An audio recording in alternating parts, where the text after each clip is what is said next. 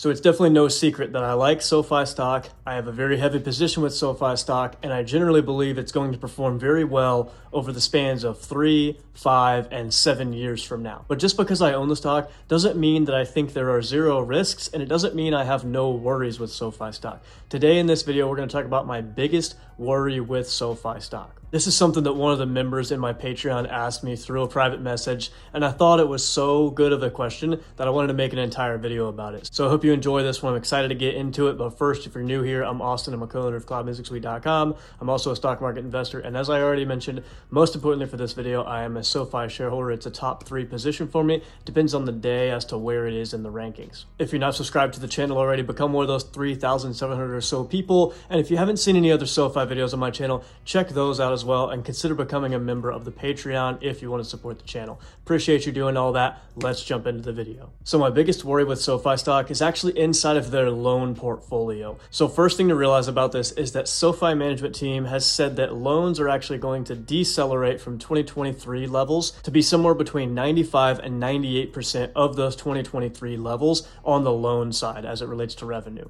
And although that may sound like a negative overall, that does mean one thing positive as it relates to this risk that I'm talking about. And that's that the lending side of the business is actually becoming less and less important to the total revenue number and the total net income number from SoFi. They're growing the financial services segment at about 70%, which is absolutely ridiculous. And they're growing the technology platform in the 20% range, which is very respectable. And by the end of 2024, they expect to see 50% from financial services and tech platform, and then 50% from lending as it relates to revenue. So this is becoming less of an issue, but it's still definitely an issue and my biggest worry with SoFi stock. So that thing is around their personal loans. And although the average credit score of a SoFi member is about 780, that does not de-risk personal loans in that big of a way. Yes, it's an important thing. Yes, it's a feather in SoFi's cap to say that their members have such high credit scores and that they have very high credit-worthy members that are taking out these personal loans,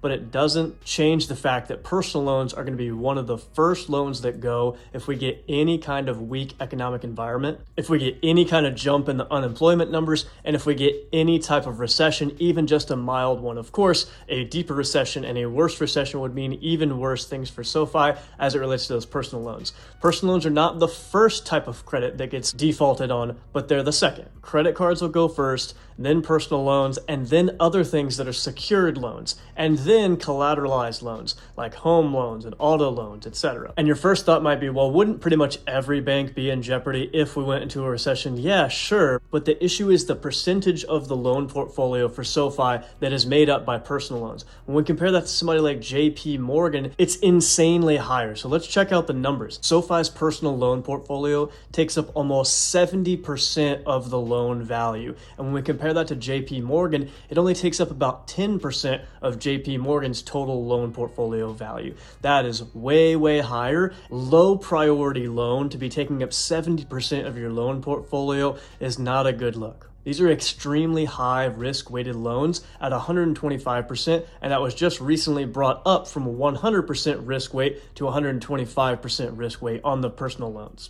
So my issue with SoFi's loan portfolio is that it's so heavily weighted in the personal loans, which are a really high risk weight and a higher default and delinquency rate loan than something like a home loan or even an auto loan or a student loan. So if they can keep on growing their portfolio of home loans with their acquisition of Wyndham Capital, that will help a lot. And once the housing market gets in a better spot and rates come down, that'll also help a lot, and it should balance out a little bit. But having 70% in personal loans is just a lot, and it's a little bit too risky, and it definitely makes me worried. It is my biggest worry as a SoFi shareholder. Do I think it's the end of the world? No, but it could absolutely crush their loan portfolio if we start to see defaults go up on the personal loans. Like I said, dip into any kind of recession, see unemployment numbers go up, have the macroeconomic environment deteriorate in any major way, that personal loan portfolio is going to get decimated, and we're going to have defaults all over the place, and that could hurt SoFi substantially.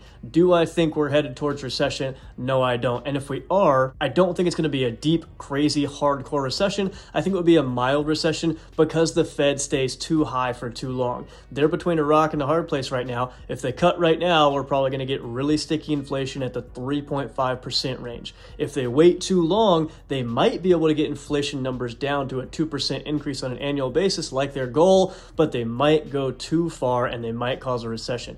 If the Fed stays too long, they cause a recession, we could see those personal loans, even though SoFi has like a 780 credit score for the average member, we could see those defaults start to come in and hurt SoFi's loan portfolio massively.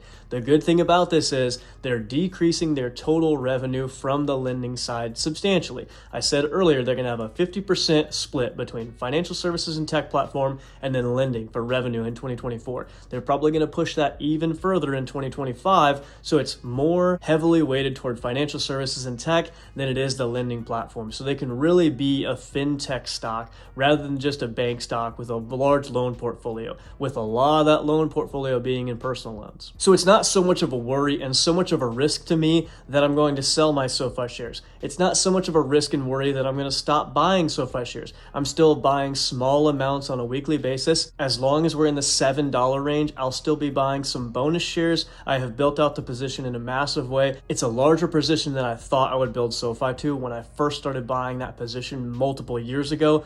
I did not think I would be able to pick up shares for this long at attractive valuations, in my opinion. On a price to book ratio, I see SoFi as very attractive. On a forward PE basis, I see SoFi as very attractive when we look out to 2025 and 2026. I made a video recently that compared that 2026 PE to Bank of America's 2026 PE, and they're almost identical. For me to get this much growth with SoFi, this much revenue growth, this much EPS growth, this much operating income growth with a company like SoFi that's trading at the same 2026 forward PE as Bank of America, I'll take that all day long. So I want to know in the comments below, do you think that this is a major risk to SoFi, or do you think it's just a small risk, or do you think it's not a risk at all? I'm curious to know your thoughts. I think it's important to point out and talk about the risks and the worries you have around a stock that you own, and not just always talk about the positives. If you're ignoring all the bad things, you might get blindsided if things turn for the worse. It's important to have these things on your radar just in case macroeconomic environment gets worse.